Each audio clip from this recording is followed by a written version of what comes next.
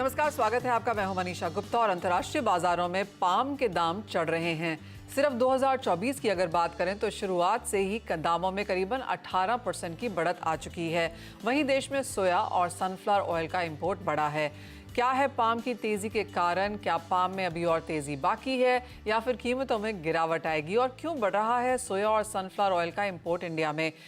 देश में खाने के तेल के दाम बढ़ने वाले हैं और इन सब पर बात करने के लिए हमारे साथ आज हैं एशिया पाम ऑयल अलायंस के चेयरमैन अतुल चतुर्वेदी। लेकिन सबसे पहले आपको सुनवाते हैं कि हमारे साथ एक्सक्लूसिव कॉन्वर्सेशन में सिमिड आरबी ऑयल्स के सीईओ संदीप भान, अदानी विल्मर के इंडिपेंडेंट डायरेक्टर दौरब मिस्त्री और आईवीपीए के प्रेसिडेंट सुधाकर देसाई ने इस मुद्दे पर क्या कहा। Basically there is nothing bearish in the current market fundamentals. जो आज एमपीओबी की रिपोर्ट आई उसमें उन्होंने स्टॉक्स दिखाए 1.71 मिलियन टन, पर उसमें सबसे इंपॉर्टेंट देखना है कि उसमें सीपीओ के स्टॉक्स इज जस्ट 780,000 टन। अगर अपन खाली अप्रैल मंथ की बात करें, हमारे पास खाली 780,000 टन ऑफ सीपीओ स्टॉक्स है, उसमें से 500,000 tonne goes to India. We are left with only 250,000 tonne, और 250,000 टन में हमारे को मलेशिया की रिफाइनरीज की रिक्वायरमेंट भी मीट करनी है। सो उस लिहाज से सीपीओ की टाइटनेस बरकरार है अभी। अब it doesn't seem to be getting anything over by April में। इंडिया ने basically this switched over from the excess this discounted sunflower oil, soybean oil में, उसमें डिमांड शिफ्ट हो गई at the cost of palm. But palm की जो core demand है India की 500 to 600,000 tonne, that is intact. उस पर कोई इंपैक्ट नहीं है। 500 to 600,000 tonne every month India जाएगा। स्पॉट मंथ में तो अपन 4500 के आसपास ही घूम रहे हैं। It's only the inverse which is rolling down. आज अप्रैल खत्म हो गया, अप्रैल वाज 4500 प्लस, आज वो 44 समथिंग क्लोज हुआ है। But now May has to come up because यहाँ पे जो फिजिकल प्राइसेस हैं they are trading 4500 plus plus. So we won't have a gap of physical and futures of 100-120 ringgit. So that way upside in futures is expected. तो ये 4500 तो मान के ही चल रहे हैं। तो ये तो एक ट्रेंड हो गई आपके पाम के लिए। 45 इज लाइक, इससे नीचे बड़ा मुश्किल लगता है। बुल मार्केट में हमेशा पहले बाउट में एक तेजी आती है, उसके बाद मार्केट साइडवेज जाती है और फिर उसके बाद नए फैक्टर उभरते हैं और नए फैक्टरों पे निर्भर होता है कि ये तेजी आगे चलेगी कि नहीं। अब लगता है कि जो हमने पहले टारगेट दिया था कि बीएमडी के फ्यूचर्स 4,500 पार कर देंगे, लगता है कि वो हो जाएगा। करीब करीब 4,500 के नजदीक हम आए, फिर थोड़ा रिट्रेसमेंट हुआ, लेकिन ये आगे आ सकता है। काफी तेजी का मामला माहौल मौसम पे निर्भर है। अब देखना है कि यूएसए और कनाडा में अब बोई चल रही है सोयाबीन की और रेपसीड की। तो ये बोई कैसे चलेगी, कितना विस्तार पे बोई होगी और फसल कैसी होगी, ये सब अगले 3-4 महीनों में स्पष्ट हो जाएगा और उसके ऊपर निर्भर रहेगा ये भाव का मार्गदर्शन। मेरा ख्याल है कि ये तेजी रहेगी और हिंदुस्तान में भी हमारे कंज्यूमर को थोड़ा बहुत कष्ट संभलना पड़ेगा, क्योंकि भाव काफी वाजिबी है आज, और इसमें अगर दूसरी 5 या 10% की तेजी आए तो आश्चर्यजनक नहीं है। पाम प्रोडक्शन का की जो भाव है, उसकी जो कॉस्ट है, वो भी काफी बढ़ गई है पिछले 2-3 सालों में।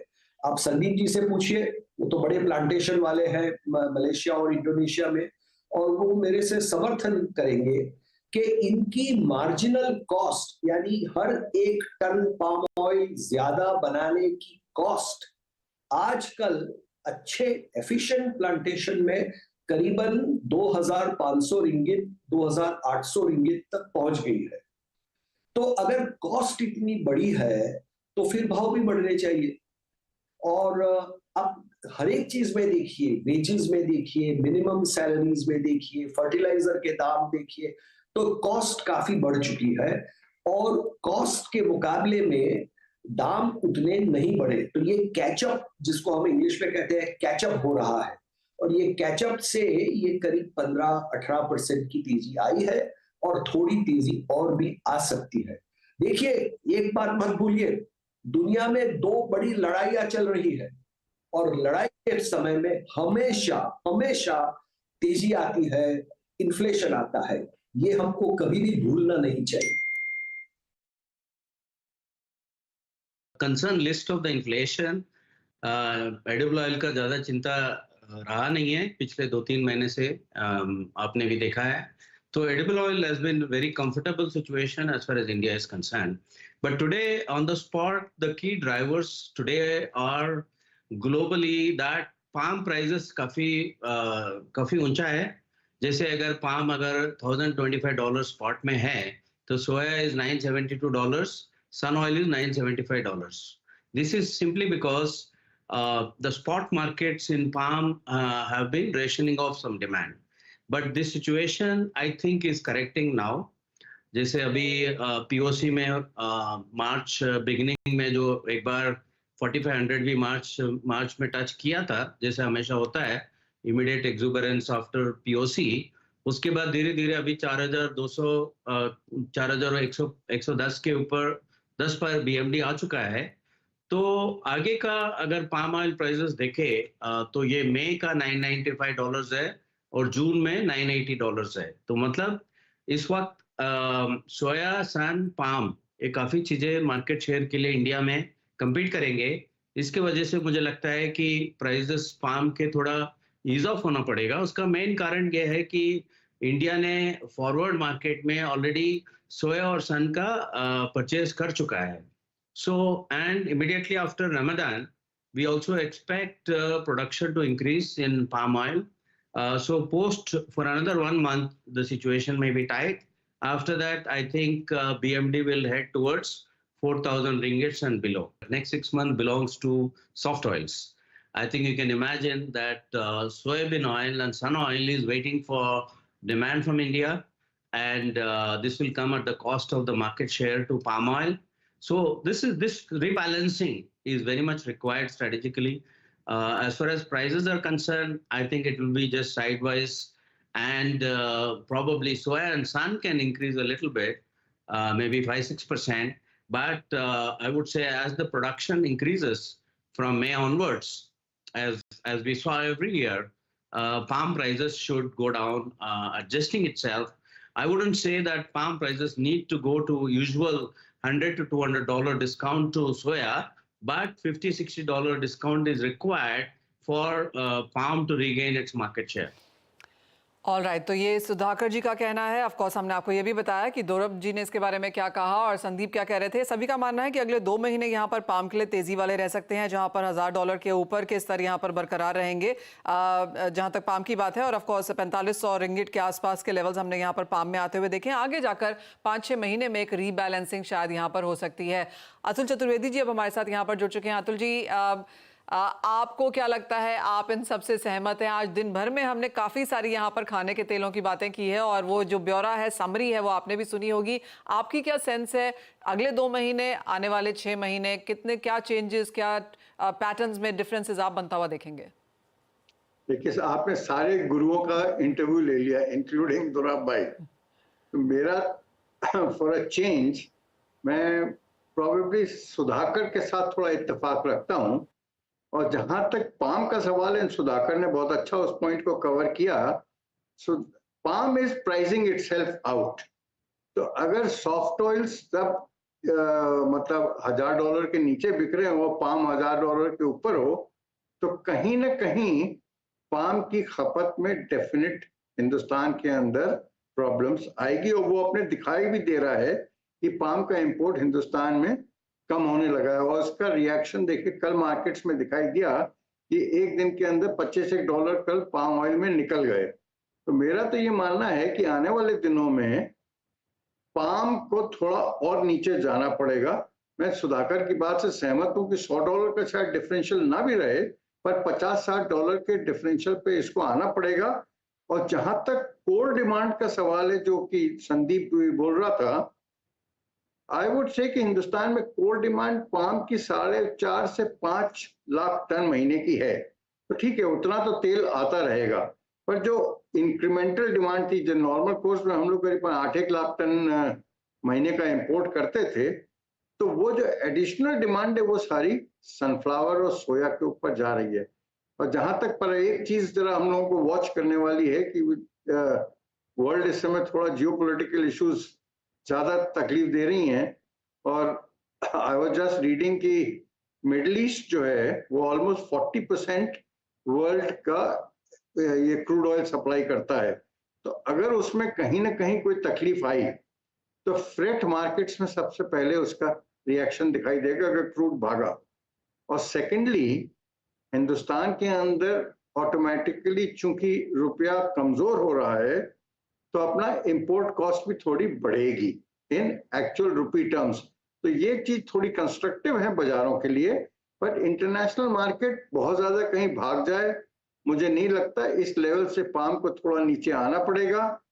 No matter what palm supplies both in Malaysia and Indonesia से they will have to necessarily come down a bit.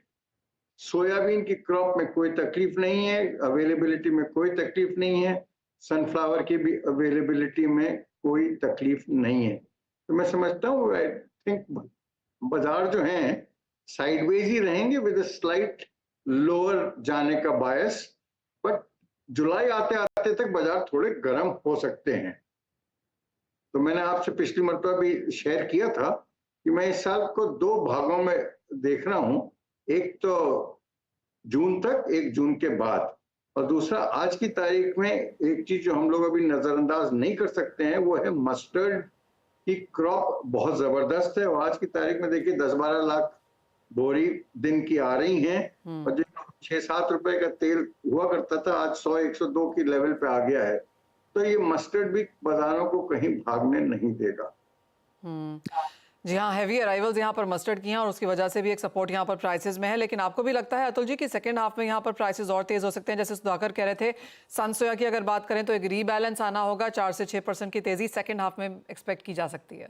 मतलब जुलाई के बाद देखिए हिंदुस्तान का कंजम्पशन भी थोड़ा बढ़ेगा। मैंने आपसे पिछली मरतबा शेयर भी किया था जैसे गर्मी बढ़ती है तो अपने तली भुनी चीजों का कंजम्पशन भी थोड़ा इफेक्ट होता है। आज अपने खुद ही देखें हैं आजकल फ्रूट्स वगैरह और ये सब चीजों की चीनी की खपत बढ़ सकती है पर तेल की थोड़ी घटेगी। तो मेरा तो मानना है कि जुलाई के बाद उसके बाद अपने तीज त्योहार भी चालू हो जाते हैं, उस समय डिमांड भी थोड़ी स्ट्रांग हो जाती है। इसलिए मैं जुलाई के बाद थोड़ा मजबूत देखता हूँ पर जून तक मैं बाजारों को कोई बहुत ज्यादा कहीं भाग जाए वैसा नहीं देखता। ऑलराइट अतुल जी, आज हम एग्री सेक्रेटरी से भी बात कर रहे थे, फूड सेक्रेटरी से रादर संजीव चोपड़ा जी से, और उनका कहना था कि अगले कुछ सालों में हम सेल्फ सफिशिएंसी की तरफ यहाँ पर बढ़ सकते हैं। दूसरी बात उन्होंने ये कही कि इंटरनेशनल मार्केट्स में भाव ज़रूर बढ़े हैं लेकिन भारतीय बाजारों में कंपनीज ने रिटेल को वो pass on as of now नहीं किया है। तीसरी बात ये भी थी कि ऑफकोर्स इंटरनेशनल मार्केट से यहाँ पर काफ़ी सारे काम किए जा रहे हैं, इम्पोर्ट्स देखने को मिल रहा है। कैसे देखते हैं आप सरकार की कोशिशें टू इंश्योर कि यहाँ पर भावों में एक स्थिरता बनी रहे? नहीं देखिए, गवर्नमेंट ने सबसे बड़ा तो काम जो किया है कि इंपोर्ट ड्यूटीज को 5% से ऊपर नहीं बढ़ने दिया है। तो that has been a big upside cap on prices in the domestic market. उसका खामियाजा थोड़ा बहुत जो भी है मस्टर्ड के किसानों को भुगतना पड़ा है कि आज की तारीख में भी देखिए मस्टर्ड सीड एमएसपी से नीचे बिक रहा है। तो वो ठीक है, वो तो खामियाजा भुगतना पड़ा है। हम लोगों को शायद समझना भी पड़ेगा ये इलेक्शन का साल है तो कंज्यूमर इज किंग। पर जहां तक आपने और दूसरा क्या क्वेश्चन पूछा था? मैंने कहा था सेल्फ सफिशिएंसी की तरफ हम क्या यहाँ पर एक्चुअली में बढ़ रहे हैं, और आगे जाकर उन्होंने ये भी कहा कि इवन एज अंतर्राष्ट्रीय बाजारों में प्राइसेस यहाँ पर बढ़े हैं और उसको कंपनीज ने रिटेल में पास ऑन नहीं किया है, एब्जॉर्ब किया है उसे। एक तो अंतर्राष्ट्रीय बाजार में केवल पाम के ज्यादा बढ़े हैं और सॉफ्ट ऑयल तो साइडवेज ही रहे हैं।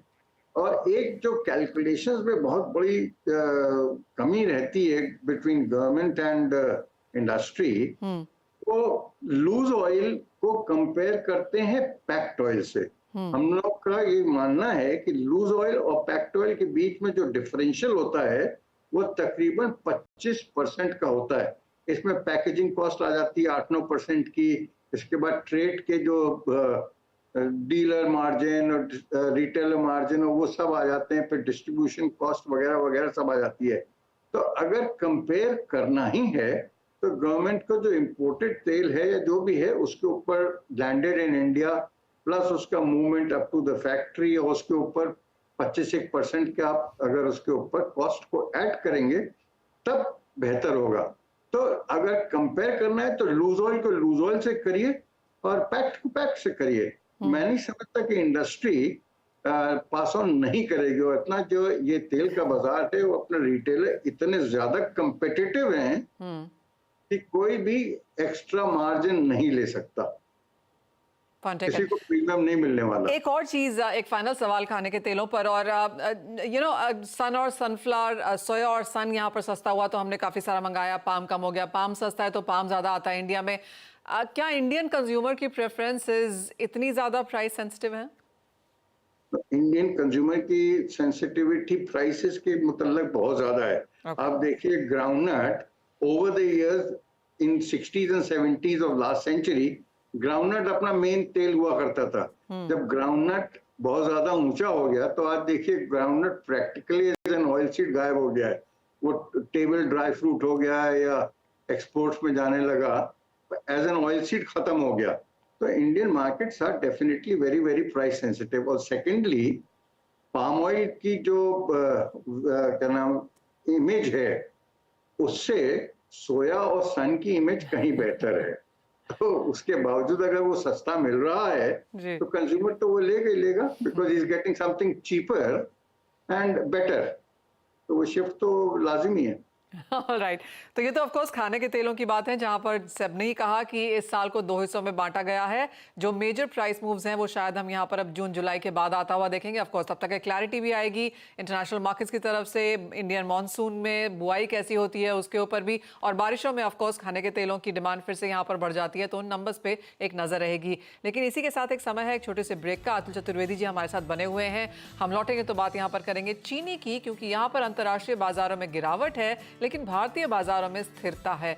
कैसे देखें इन नंबर्स को, जानेंगे उनसे। हैं जहां पर सरकार भी मान रही है कि तमाम कोशिशों के बाद भी देश में चीनी के दाम नीचे नहीं आए हैं। इस स्टेटमेंट को अतुल जी आप कैसे लेते हैं, क्योंकि जहां तक इंटरनेशनल मार्केट्स की बात है चीनी के प्राइसेस अब 14 महीने के लोस के आसपास हैं, लेकिन इंडियन मार्केट्स में ठीक है उस तरह से बढ़े नहीं लेकिन घटे भी नहीं। देखिए एक चीज हम लोगों को मानना पड़ेगा कि हिंदुस्तान का जो शक्कर का उद्योग है वो at this point of time is totally insulated from whatever is happening internationally. तो हम लोगों का जब बाजार इंटरनेशनल बाजार समझ लीजिए रफली 65 रुपए किलो की रेंज में आ गया था, तब भी हम लोगों के यहाँ शक्कर वही 35, 36, 37 रुपए की रेंज में बिक रही थी होलसेल लेवल पे फ्रॉम द फैक्ट्रीज।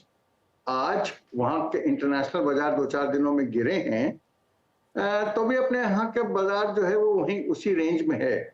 और जहां तक गर्मी का सवाल है, गर्मी आते आते तो शक्कर का थोड़ा कंजम्पशन तो बढ़ता है, ये लाजिमी है, क्योंकि कोक हुआ या बेवरेजेस हुए या जूसेस वगैरह हुए, इन सब में कंजम्पशन डेफिनेटली बढ़ता है। तो अगर थोड़ा बहुत बाजार जो दबा हुआ बाजार था अगर वो थोड़ा बहुत उठता है तो मैं नहीं समझता कि वो कोई फिक्र की बात है। और जहां तक हिंदुस्तान में अवेलेबिलिटी का सवाल है, कॉन्ट्रेरी की जो हम लोग शुरू में सोच रहे थे उससे कहीं ज्यादा प्रोडक्शन हुआ है। 32 मिलियन टन प्लस के आसपास का प्रोडक्शन है। In fact I was looking at Maharashtra number, Maharashtra में तो ऐसा लग रहा है कि 11 मिलियन टन के आसपास महाराष्ट्र का प्रोडक्शन हो जाएगा, और अभी भी मिलें बंद नहीं हुई हैं। यूपी में भी प्रोडक्शन स्ट्रॉन्ग है। तो ये सब चीज देखते हुए अवेलेबिलिटी में कोई तकलीफ नहीं है।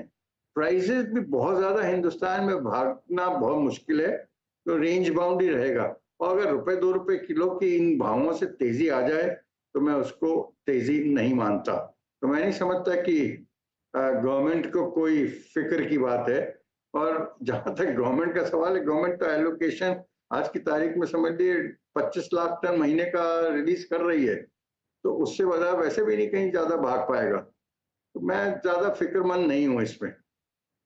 साथ ही अतुल जी, अगर जैसे आपने प्रोडक्शन की यहाँ पर बात की और इस्मा के जो नंबर्स आज यहाँ पर आए हैं उसमें 31.09 की बात ही है, लास्ट ईयर 31.2 था, तो ये जो ऑफ कोर्स एक्सपेक्टेड ही था, निचले स्तरों से तो अच्छी खासी हमने यहाँ पर अपसाइड आते हुए देखी है। 31.09 का नंबर आप कैसे देखते हैं? नहीं, मैं तो आपको शुरू से बोल रहा हूँ कि 32 प्लस के आसपास का अपना प्रोडक्शन होगा।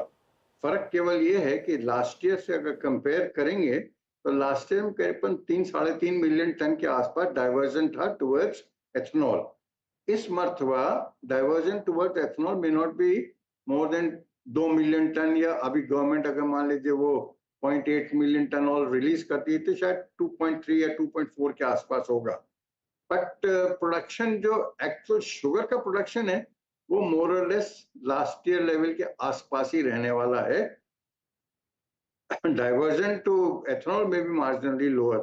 तो ये सब अब तो सब ये फिगर्स तो ऑलरेडी नाउ और अब तो सबके रिलीज हो चुकी हैं. सब जगह के प्रोडक्शन भी खत्म के आसपास ही है. कर्नाटका प्रैक्टिकली बंद हो चुका, महाराष्ट्र और यूपी अभी शायद थोड़ा बहुत और चले, पर महाराष्ट्र भी अब देखिए आने वाले दिनों में खत्म की हो रही ही है. तो शुगर के प्रोडक्शन में कोई मैं नहीं समझता कोई तकलीफ है. ऑफ कोर्स इंडस्ट्री की नज़र यहाँ पर लगातार सरकार की तरफ रही है Atul ji, in sense of ethanol diversification exports. Of course I don't think हमने किसी ने यहाँ पर एक्सपेक्ट भी किया था कि खुलता हुआ नजर आएगा इस साल में यहाँ पर. अब जो नंबर्स यहाँ पर हैं उन्हें आप कैसे देखते हैं? नंबर्स इन द सेंस कि क्या एथनॉल को डाइवर्जन होगा कि नहीं होगा? हाँ जी, देखिए उसके जो अभी सब जगह से जो रिपोर्ट्स आ रही हैं उसके बेसिस पे 0.8 मिलियन टन का तो डाइवर्जन शायद गवर्नमेंट परमिट करेगी बी हैवी का और व्हाटएवर जूस का बना हुआ रखा हुआ है. पर इससे शुगर की अवेलेबिलिटी या प्रोडक्शन पे कोई असर नहीं पड़ने वाला क्योंकि ये ऑलरेडी बना हुआ रखा हुआ है मिल्स के अंदर. पर चूंकि गवर्नमेंट ने बैन कर रखा है कि बी हैवी से आप नहीं बना सकते एथनॉल, तो ये आज की तारीख में स्टॉक में पड़ा हुआ है. तो मैं समझता हूँ गवर्नमेंट अगर इसके ऊपर डिसीजन लेगी तो इसके चीनी के दामों में कोई फर्क नहीं पड़ने वाला.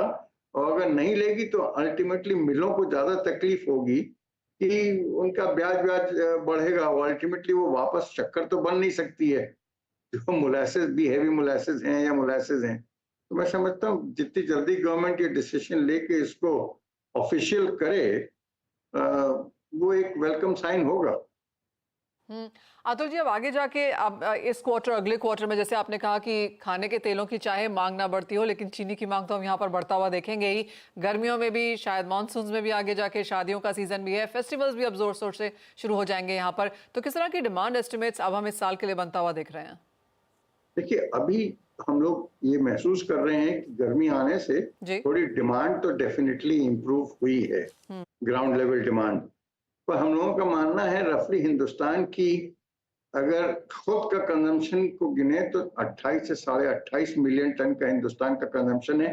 पर एक चीज और joker in the pack is कि हिंदुस्तान से काफी शक्कर शायद बांग्लादेश और नेपाल के लिए शायद इलीगल चैनल से या किसी और चैनल से गई है हिंदुस्तान से और वो शायद जा भी रही है.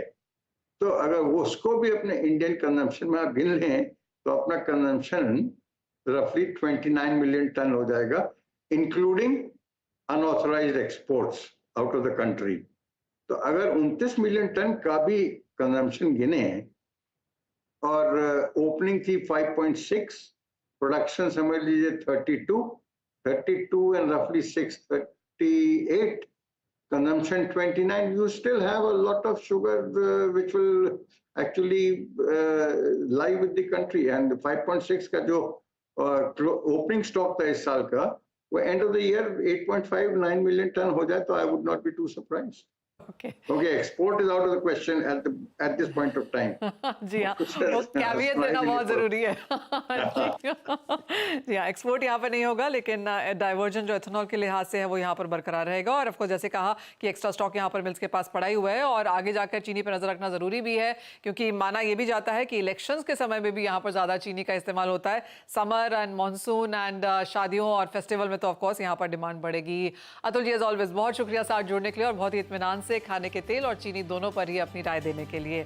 इसी के साथ फिलहाल इस कार्यक्रम में इतना ही समय है लेकिन जाते जाते आपको बता दें कि कमोडिटी बाजार की तरफ लोगों का जबरदस्त इंटरेस्ट है. लोग बाजार में निवेश तो करना चाहते हैं लेकिन सही तरीका ऑलवेज नहीं जानते. ऐसे में आपकी मदद करने के लिए CNBC आवाज लेकर आया है अब तक की सबसे अनोखी पहल. देश विदेश के कमोडिटी बाजार के दिग्गजों से सीखिए कमोडिटी बाजार के गुर. सीखिए कैसे करते हैं बाजार में कमाई. जानिए FNO और पोर्टफोलियो हेजिंग के फंडे. कैसे पहचाने बाजार के ट्रेंड्स. क्या है नए बाजार के डायनामिक्स और एडवांस टेक्निकल इंडिकेटर्स. कैसे पढ़ें और समझें चार्ट्स के पैटर्न. इसके अलावा और भी बहुत कुछ होगा लाइव सेशंस में. साथ ही कमोडिटी से जुड़े आपके हर सवालों के जवाब भी आपको मिलेंगे.